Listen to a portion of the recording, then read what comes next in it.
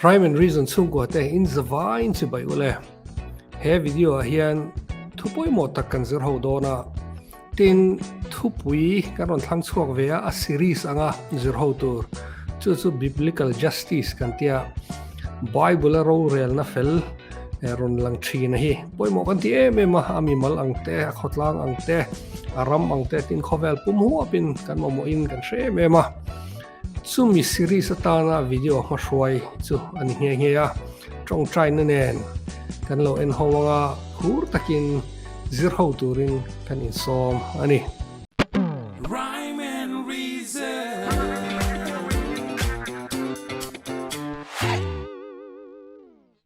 lezir trans ho mo bop meng o a thupu ya hian du tho takin Pathian Hawisanna ngai tu chian ngai tin kan da Pathian Hawisan dan chikhat kan hriat lar lutuk lem lo kan soi tam lo tak mai ma se ngai tu chian le hriat ngai taksi ron soi chho kan tum dona Bible study tur hi Isaia bung khat kha ani Isaia hi zol nei poimo tak le la tak me nia a thu hi New Testament lama te phei chuan tu thlung thar lama soi chon a hlo em a hla ate po a thu le hla hi phua ani na se ema amaro chu a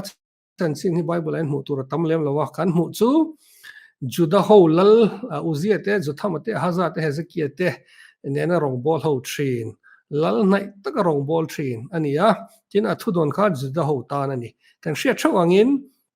Solomona lalnu khan afaten lalnu in Israel ram kha aphelta a marlama Israel kan ti nam som ho om na kha om ta a chim lama Judah chuta chuan Judah nam le Benjamin nam te tha te aniang chu an om ti kha chu kan traffic anga chuan Judah ho om na hian Jerusalem kan ti mun poimo ber a capital le temple om na kha lal in om na bok kha a om ti kha chu kan traffic ka kan soilang le du loka Isaia hi lalten an ron na sa a ram ro rel na po asharila tin hei geopolitical strategy kan ti ang ram le ram in lai chin na po asharile ema a then phei chuan lal tha aniang an ti hiala zir tu tam takin ke po ko pom zong tak mai ne lal tha to po ni mai thei ni tin hun poimo lut tu ka zol nei ani Judah ram kha Babylon sal antan ma si Israel ram marlam pangkha Assyria ramin aron obdeu tran si lai vela zol nei ania athuken hi poimo ema Bible ahen alai mu takpo ani nge Isaia thuken ho hi eng po chuni se tun lai po poimo ema hun poimo takan kaltlang meka Isaia he zol nei o hi tun lai hen aron ring thar le turani ti kha ilo pom tlang ila ilo hretlang phot meng o le chang ni kan thlen thak chuan pathian in ami te dem ti thupuya kan hua o van te u ngai thla ula o leilung beng chiro lalpa chuan thu soye ilo ngai thla Isaia thu kha i tun lai po poimo a ke ni po hetlai som na hen kan tel veka khan in ngai tai la i kan bengin beng chi in he lalpa thu hi ilo ngai thlang o le het hian ron tran ta ni ami te dem na kha fanau te ka chomin ka ti sei liana ka chunga an hel ta sia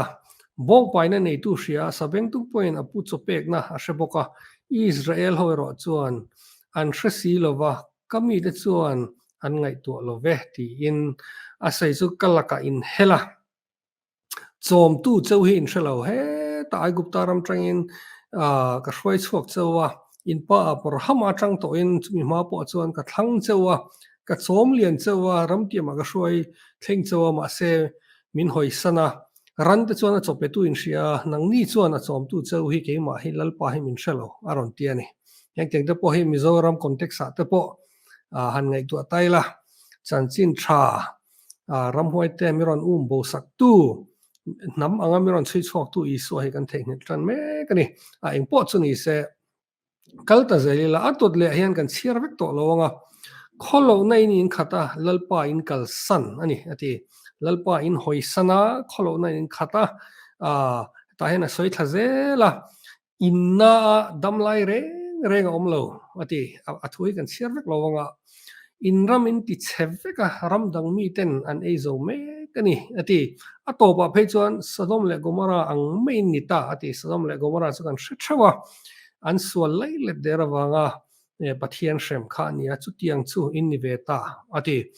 anam ang khanin lalpa an achom tu ber khan theng ni la an kholowa an na ema ramdang mi ten an ron lui luen hau sak nan tlana chang som ne kan thlen thlak chuan Sodom ro rel tu te u ati mia to me ni hetai chuan angin ni ati kha minga vo ta lalpa thu hi shero Gomorrah mi te u kan Pathian dan thu hian beng chiro ati an sual na kha an soidon ta ni mi sual te om dan chu engtin nge ni ta chang som pakhata lalpa chuan in thoina zong zai hi katan enge atangkai na om beram pahal ralal hlan tele ran chom thau chu ka hne ta bong pa tele beram no tele tel pa ta thisena po kalom love ati mak te chu hetla hian lo chin sia tai la an in thoina sa em ani an religious ani tin in thoina chu enge Pathian hnai na ni pindan chung nunga oma chungril bera ama van nai thei dan ber chu ran thisen ni kan hla nanga ti khan kan nai tel telang Pathian nai ro chun tu mem si ama hoisana ma kalsana ma thengil mek te khan religion thil chi sang in thoina te Pathian nai tum na kha chu han nga lu tu chu lo chin sia tai la Mizoram ate po Pathian hi kan vain kan hoisan lem lo kan sa khwa lu tuk Pathian hi nai kan tum na sala tuk camping te chi sang kan buat sai na sala tuk kan au na sa amar zu kha Pathian nai ti na ni mi lo kan en tha zelang kan suk thang le deuh phei chuan in hati hian ati kama in lan tura in local hian ka biak in hun chung kot lai ra hi tu in nge phut cheu an in khom pe lu tuk in khom an thal tuk member an kal tha in khom na thil pek mai te zu ron keng to su tho lom bon thau thal tuk le zel me Pathian hoisan tu han amak kan ti chau via wang englo rim tu nen at hey perfume den kenga atawe me mani tu la a poison noi kan tho ang me hin dilwa I englo rim tu te sia mo hau taka atawe me mani perfume mo ale kan en thak zel chuan thar te cholni te in khom pui in som khom te mai me chu kangai thei lo top mai ti khan in asoi zela anin khom pui ro pui an festival chi sang cholni kar to po man chi te thlatina man chi te an general conference te an zai khom te po ro pui lu tuk ma se Pathian khan khang tiang kha enga tan malongai lo ni kan thra thiam em Pathian hoisan tu te om dan hi mak deuh mai nia Pathian nai an tu me mai thoin hlan tri anin khom pe me ma tho lom pon tho tra tin general conference te eng festival walamani hun pui pon nei anin som khoma an han kal khom de chu ro puil tuk an zai him via wang zai thiam chi sang te thu soi thiam te an soi mu pang amar su Pathian khan min hoisan ati tlat mai ni an nuwa phei jana soi na khop mai mase an kut thisen in a khat ati tatlat mai ni eng wangin nge chu tiang khopa sa khomi si religious si Pathian min hoisan ati tlat Isaia bung som nga pariat chang thum thu kha eng tel nge ngai boka heng ho juda ho tan bok Isaia thu don le thu soi hi a audience angai thatu te kha ngai chia chu ta sei chu eng wangin nge cho kan ngei I mu si lo eng wangin nge kan in ti re thaya ria si lo an ti thin khang ho Pathian hoisan tu te kha an in khom taima ani mai lo wa an conference te ro pui ni mai lo wa an in thoi na sign an sa khomi em ani mai lo wa chong nge Pathian nor te khan chi nge me mani tin fasting kan ti te ti tha em ani discipline kan ti ring tununa kan ngai san em thin chong nge ti te hi an ti na se me ma Pathian chon min hoisan ati miau si ni tin Mizoram te po ngai to taila tro kan ko ran te in khom tam te tholom tho that te conference man nuam te thalai te in khom na tamle tamlo zong te khang kiang ang chi te kha kan in nor na ni a khoi a po mai hi I amara chu Pathian hi khang kiang zong ti chung khan kan hoi san thei fe don ani khang kiang zong kha ti a poi kan ti na ni lovin Pathian hoi san chung in khang kiang kha ti thei vek kan ti na ani chu kan tha thiamang chu mo kalta zelila ole chang som puruk som pasari kan thlen thlak chuan heng te hian thu kan mu sol ti hi bang to ula sa khwa viau ri ngat khanilo atia chang som pasarina so thil tha ti zir ro u ti enge thil tha kan ti tur chu pathian kan Hawisanna tanga kan let dan tur chu enge ro rel na fel zong ula hetlai ro rel na fel ti hi sab tonga thu mal kan man la re mem justice ti hilani ta a mishpat ti tanga ron chok ani hebrai tonga chuan a thubula chuan hei hi bible justice ti hi adang hle a kan zir chho zelanga tin bible hena khatla da dan bu te kan mut chewa zol nei te aw la berania sama pathian ro rel dan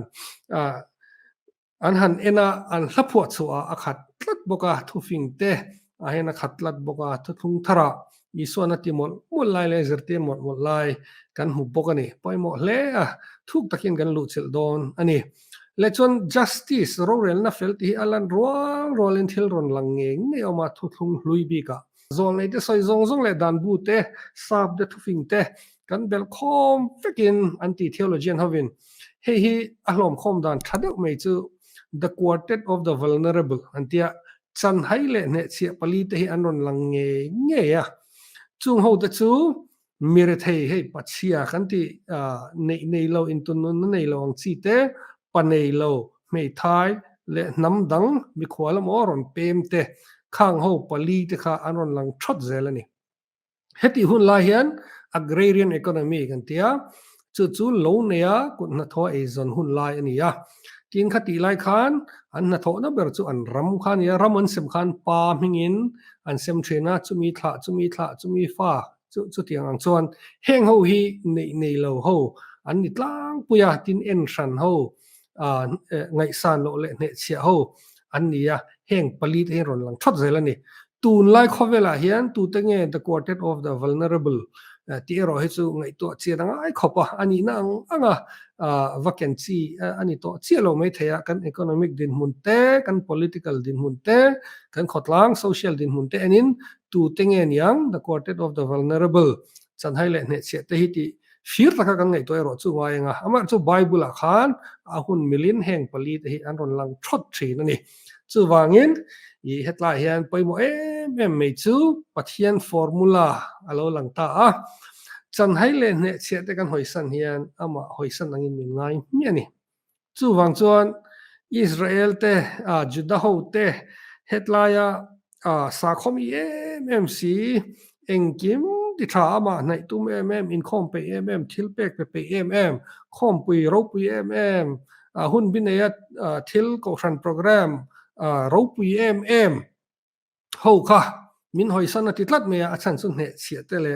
chan hai ten lo Hawisanna kha pathian ama Hawisan angin angai mi ni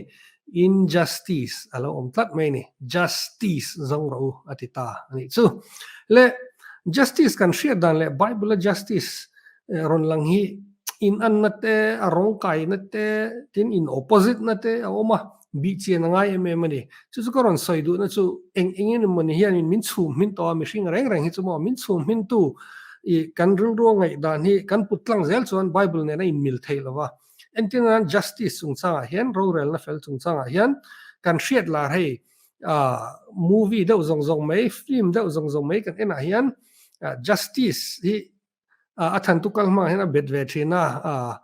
movie lar te per pot justice league kan he hei chang tu pa in miswal pa to pa athak ti te wo hei justice ani lo pon miswal chena sa te kha to pa man ania aphu to ka shemani thu te te lai tangin heng hi kan ena chungchon milo chum min to atin kan man lar le chu charity nei thokhoma mire thei kan hriat nai te han pek te tin donation kan ti te saptong takin retributive justice antia phu tok mila shema amo khang ti ang chi le charity ang chi kan hrelar ani masa biblical justice nei nan na lai te in opposite na lai te po ma chu wangin zir that le vek kan mamo ni tin tun lai pop culture a hian tun lai thil la chu hei cancel culture kan ti te woke culture Twitter me too movement te le vun rong in ang lo kar in do na heng tiang zong na hian biblical justice si ain ang lo hle in opposite na lai po ne entinan cancel culture chon Twitter vela mo ma lai lo ti du da tu kha ron soi chua ron puana hoi taka ron puana khapa kha cancel turani khapa mo khanu kha chu omzia chu enga tan ma ngai lo shem shap turani khang tiang kha biblical justice na hen ain mil chi lo chu vai min chum hin tu hi lo da thathiam la kan zir chho zel a hian tin political movement sang oma ei socialism kan ti te sarkarin kan ne engkim hi ta nein nei vekse ain zatin min sem vekse ni mai lom tiang chi te athu chona that mel riau amar chu pathian atanga chuak ani lo wangin alo practical mi alova in ang vekamin om ti ri pathian in atum pon ni lo wa hei rama thingkung te poi ani la ain chen lo sung me ni ma se rual ram takin an oma chu wangin pathian hian in min rod rual vek te hi atum alo ni lem lo wa socialism hian na sa takin ho ne ya ram te e chiam mi tam takin nun na ten changa tuna po hian in than te na ya political movement anga dikna non ken ko theidona ron in soite tam takan omanga khang kha biblical justice ne hen ang lova in anna to polo nei nel nol ma se thil practical ber ani ngai lem lovani tin he ta zirmi te le chiar pe deuh ten philosophical view chi sang a om le kan hrianga hei plato te kan te lok te mil bentham rolls te ke pun ngai dong ka ti hlom em a kan chiar chuan view pathum ang deuh hian a hlom khom theya a in cho pol deuh te po om ta view chi sang hen eng po chu ni se tlang pui thuin view pathum angin mi tam theng bertana an that pui tlan the berani mai lom ti ho utilitarianism ten oma tin mi mal freedom hi lom mi mal ina du tlan the na sang takane hi justice chu ni mai lom ti ho liberty and so on ong le tin anuna kan nun chho pui tur zirtina bi ka ome ti virtue ho hei Christian biblical justice ten tlem nei dawa I chung tiang de chu om ta ma ro chu heng tianga hianin biblical justice a trobul tanga phor chu kan om lawa chu wangin justice apoi mo kan ti khan kan shia sa ang khan local pui top lovela izir chianga uti kha kan insom na ni thil pakhat ro chu recommend du chu kan ya ape te tan chu justice chung changa philosophical takin lecture a free kan enthea chon a thaber ome ka ti ge chuan Michael Sandel Harvard University professor hianin a lecture hi Harvard University YouTube channel a khana da hi le khabu anu siam ani nge ya ten mi hian an reference na se mema lecture ri som ni panga vela ning rian ni ru ko mani zo chuta zingami som pakwa chu da choka a thon in en theini Harvard azukal don la har saviong fi to poto viong a thon ka lo nei theini ya hi lo ani la khovelina le ngai tu naril tak se ga justice an lo soi kha video som pako vel ka ni kan sir thiam mei thei do ni example mol te de dang ti chawa hi kan han recommend du ni biblical justice ro rel na fel bible lang hi a om zia kan hriat don chon what pani concept pani kan man chen ngai ta a pakhat na chu ro rel na fel justice kan ti hebrai tonga mishpat kha kan hriat chen ngai a chumi na kaldun real om dun reng chu fel na rorel na fel kan tia fel na lai takai righteousness ania sedekha ania hei hi hebrai tongin hei po hi kan man chian ngai ta a amasa zok hi hei rorel na fel justice kan ti hi kan soilar dik takami chung rorel amo phutok pek kan tiang retributive justice hi 10% vel cho bible a hian soina na manani chu kan hriat thiam dan tlang lon ber soina hian za a thena mun som velek 10% velek hi ania 90% za som kwa ero chu chanhai te le ne chete dom kan soina na manani chu rorel na fel justice kan ti bible athu bulber mai hi a om je chu ni chen kan soitak the quartet of the vulnerable ang chi chanhai te le ne chete dom kan na hi justice chu alonita mai ni all samte in tin engwangin nge khang ho kan dom ka nang ki vel zong kha fel na righteousness yan aron soita hei po hi mi fel kan soi chuanin trong tlem de ngoi ren ron mi poi sei lo te po hi kanil ro lo lang mai thaya amo zuk le mom ti lo ti te awar chu bible in fel ati chu in lai chi na dik ne right relationship ne tin mishing puite mu dan thiam mishing puite en hian pathian anga siam pathian hlim tha siamani ti amu chiang turania latin tongin imago dei in God's image kan ti ka amishing puite en wangwang khan an mani hi pathian hlim tha siamania an thiang hlima ka za turani ti te ho hi righteous chu anlo ni ta mi fel chu anlo ni ta mai ni le biblical justice chu enge ni ta ne chiate dom kan hi athu pui berania ro rel la dik kan ti dik takami chunga ro rel hi atel boka a huam boka tin engwangin nge chanhai tele ne chiate kan dom kan ang kan ti chuan pathian image pathian hlim thla siam an nia an thiang hlim veka mi zong zong hi an chung nung veka mi zong zong hi an poimo em veka kan in ang khat veka chu wang chu ka dom kang turani ti nani aril roi me ni philosopher ho ngai to na chi sang ka han chiarola bible justice arila tin athu bokane chu alo ni ta kan chiang tlang tur ka ngai tin fel na soi fia na tha ka ti em pakhat toi te trong kam ni le ka soi fia ka ti chu Bruce K. Walkie ti hianin righteousness in Proverbs say thufing te an zir faka PhD thesis ni nga shai hi chu ta tanga trong kam ni le ka mi fel le miswal asoi fia dan chu Proverbs lang mo thufing te lang chu miswal te chuan mani trang ma hainan midang te an thlau tha thin mo mani trang man ha ya midang te an thlau tha mi fel te righteous ho ero chuan midang te trang ma hainan an mani ain thlau tha thin chu wangin mi fel kan ti hi bible mi fel kan ti hi thil ngei hnem deuh trong tlem mi poi soilo nung chang thadeuh lamani lova midang te aya mani inda masathin miswal te anglo takin midang te masonan ama zo kain pha niam thin hei isuan cross a chiang takin miron lan tira pelet ve thei reng lo rul na re nei ve reng lo phu reng lo mishing te cross a miron tlan ta chu tiang reng an nun mong te chu fel bible na ti chu aloni ta ni le justice ro rel na fel hi enge ni ti kan man chian tak don chuan a bul pui alo chona kan hriat chian anga ya chu tu dang eng dang ni lovin kan pathian hi ani kan pathian hi ro pui em ama hi just God ani kan tia chu ani na le zia pathian ro rel na fel vel vikania tin righteous God ani boka pathian fel na khat ani na le azia ani ya hi alhim tha siam ta hian lo ni ve torin min tibur ani order ani request ni lovin ani nang hi kan lo pu ve don ti na ni chu tin kan pathian ni adang lambi ke mema deuteronomy chan hai te pathian kani atia mun sang a soino na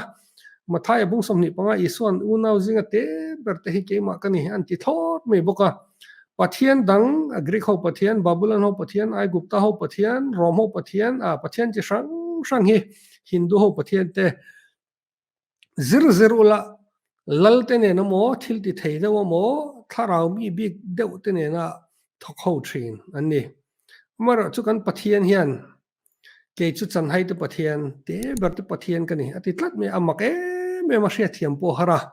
chu tiang pathian chu ni alo chuan na le kan ti na chan tur po hi kan pathian dang lam big viau wang hi alo ni tin he justice hi kan pathian hi ani na ni in ai na identify dan asoi dan ani meilawa anuna nun chho pui dan ani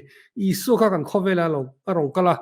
lal tele ro rel tu tene ai kom lem lo mid del te bengong te ke bai te mi swal te bula hun aron mangral thaka tin he justice hi cross aron lan ti ta chan hai mi hring te ta nu na pe a kan rul thei don lo tin kan phu lo ti hrerenga ni china kan soi tak thufing te lang mi fel te ang khan ke mani ham that nan ama hi aral thakani chuwain he justice rural na fel hi meaning thui takanei meini lovin ngong thui takanei ya lo chuana bulpui thuk takanei bok ti kha kan lo hretlang don nia a thu ang chuan kan zir tok to ngai taila a en tir na lampang ve thung biblical justice rural na fel ti bible kan mu hi a en tir na ang zong in engtin nge kan soi fi ang ring tu ma sa te khan he biblical justice kan ti hi anu ni ron allo nun chho puya chung te chu tlem in thlir ho tai la rom lal rama khanin no pang suat na infanticide hi anasa em me ya achan hi maklem lo isu ma ka chuanin hei zirtir tu ropi tak tak tak an la ro ve ya an zirtir na kha ala mol mang ve ya entian aristotle chuan politics a khan nupa in no pang pian phung rual ban lo hi an chom lian tur ani lo ati burmaya tin sisero pon naute kut kikim lo piang hi ti hlum tur ani ati miao maya khang ho kha philosopher ropi berber kan nei ya sisero te stoi kho in tu lai hen an thor thar le na sa aristotle te phei chu kan ngai san berten ya khang ho kha zertina ni wangin naw piang kha an kut ke te kim lo mo rol an ban lo chuan pon an pai mai thina tin a then phei chuan in mei chia an pai na sabok ani mei chia kha hau taka tin ral do thei lo kha an ngai sang lem lo wa chu wangin khati lai khan christian te khan kum zabi pakhat na pani na borvel khan khan tiangan naw ten pai vum thur mai kha ahan ena khang chan hai le ne chia te nu le pa ten an du to lo kha ahan en wang khan Pathian image Pathian himthla an mani khan an mutlat meya an honan chom lian thin ni heng naw pai hi hona chom len hi an lo fo ma pon ma se chung ho chu he fadang nei tru ten an khal vela an toy tan ten hon thina ma se christian te kha chuan an chung ko angin an fat angin an chom lian thin ani biblical justice omzia chan hai len ha che te chu naw pang pian phung dik lo le mei chia te pon an pai mei kha Pathian himthla siam an ni ti kha an chianga an hona an mani an in le lo hau tak takin an mani shom po poisa lawin an ai te pe in christian ho khan an chom lian thin ni le dot le chon kum zabi pakhat le pani na lai vel vek tho khan in hei tun lai pandemic lara ei chu pandemic ka ti thei che longa endemic vel ni ome romlal ram khan in tlang shi leng na se ema Antonian plague of Siberian kan ti te khang ho ka lar na sa ni khata mi sanga ten thi thak thaka tin rom lal rama doctor kan ti physician lar te kha tlan se thui thuya an tanga an ti khana thei thei an tlan chia chuti lai chuanin christian te kha puin an om thin ani nang ni ho hi in pathian ren hi dik lo ani ang nang ma ni wain kan tuare te po an ti an pu thina tlang hrit tuar ho kha kholaya an not soka ti khanan om tok mai ni thi turin kan christian masa te khanan en wang khan pathian him class siaman ni an thiang hlimani an poimo ni an holy ni tin shet khanin an nun na thapin en kol thina an christian puiten en kola christian lem lo to pon en kola mun thuma thena mun ni vel nun an chan hi mang an ti asan chu ei tur ten pe khan taksa te lo chak chho le ti khan dam chuak tam takan oma he thilawang hianin christian na po hi apung na se memani anti historian te chuan chan hai le ne che te tlang shwe kha ring tu te le ring tu lo te clear loving christian ten an nun thapin lo en kola chu justice biblical justice nun chho puidan example thalatuk aloni tani william wilberforce kan shathu to ka soila rang renga rhyme and reason en chang ho chuan ani hi mp ani ya politics khanin ni na sang takane ya din mun sang tak pm thian pa best friend ni bok british lal rama salte khan en wanga pathian himthla siam ve tho an ya an hlut lo na big lo ti kha hrachiang emma sal zalena swal chara voi tam tak parliament apodlu no in athi na khuma british lal ram chuan sal nei to lo na abolition of slavery act a pastaru mai at nun thapin waisen takin british lal rama salte tan ain hlanral thak le ni william wilberforce le example dangle de lek november ni somni pariat sangkha zoruk songruk khan london the royal society anti scientific society masaber science lama in khung khoma malatu masaber ti an lo soi fo malatu masa ho te ti pon soi taila tin ko nu nga lutuk the royal society ho an lo ding taru mai adin tu te hi ama sabera chuan christopher rena ani kan ti lo thei lawa athu soi tanga he hi rom piang chuak ania ani hi ko than upa ania Puritan tin an secretary po John Wilkins anu a chuan Anglican bishop ani ta nge ya khang tiang Christian ho khan khovel hin en wanga chan hai tele ne che ten mun me ma khovel mishing zong hi science thiam na mangin pathian in thil ro pui tak tak siama zir chiangela hre chiangela mishing te hi zalen na tam takat pe theyang mason na tam taka kan throi theyang ti rin tlat chungin scientific society an din ta ni he anu chon Isaac Newton ate tin anu pe chon in ring tu ni lem lo Stephen Hawking sa te hawron lu chon na he ni ta i chu tiang tak cha an ril ru seng in an ma ni he ril ru zong khovel machine te choi kan nan hian manan lu in tiam thain ani poi deuh mai chu tu lain Christian na le science te ain kalam kan ti tavel mai meya tin Christian tam tak a science lampang wangai to ngam to lo tharau lutuk ral thak mai te kan to poi le many science te kan ta ania Christianity leitha atangaron piang ania heng tiang te hi ahmala tu anar kai tu kan ni le hi poi mo le many biblical justice kan soi zel don chon eng poni se ato pernatan kema personal hero sai ka dua aming hi Father Damien ania Hawaii rama khoanin pharaw hi thiarkar pakhat molokai anti hen an da khom regot maya ti khanan manin en kolanga an eitur te ti khan rongain bolanga an thi hunun an thi ang ti khan an da sang top me pharaw zong kha Father Damien a Belgium atanga local Belgian father hen en wanga Pathian hlim kha siamani ti kha chiang ema an mani zing he rong ka bol do ne kan cham fo la nge ti a cham fol ta a rong te bol saka film khur takin en kola pharang chen oma pharo father of the leper ti ten an soi thina ti khan an rong kha bol sak mut maya tu khat chu tui hi chuang so bor maya a tui chuan su ti bopala a ke a leita a maro chu na a shelova sa kha a feel theilowa a sak zia kha thei ta lo reng maya anin ngai to chianga phar alo kai ve ta reng mai chu ti chuan a en kol te ang amangai te angin a phar ve a topa thia a thi nu hen a ruang hi Hawaii ho le Belgium lamin ain chu na sa hle ni chu tiang khop chuan an ngai sanga Hawaii ho rama phar te kha chan hai te le ne che te kha an mani tan khan ain seng ral thak ni a righteous ral thak ta ani biblical justice anun chopui ne hle ni Father Damien hian ole khai khomang o kan zir tak te kha hetiangin sa khua taksi raw inti taksi hian pathian hoisan the ema chu formula chu chan hai te le ne che te kan hoisan ro hian pathian hoisan kan lo ni Isaia chiang takin kan mua zol nei budang te po kan zir chhoze lang hi kan chiang te lang tin ro rel na fel kan ti justice le fel na righteousness hi Bible in na min zirte dan chona kaldun tlata pathian zia ania kan trom ve ngei tur ania sain hai te kan dom kanga kan mission puite pathian hlim kha angin kan en vek tur ani tin en tirna kan haron pek ta khawa khan chan hai te le ne chete pathian hlim kha an ni ti chian me man nei zela Christian te khan dom kang turin annun an pe thin ani keipo nangpo tu te mo hi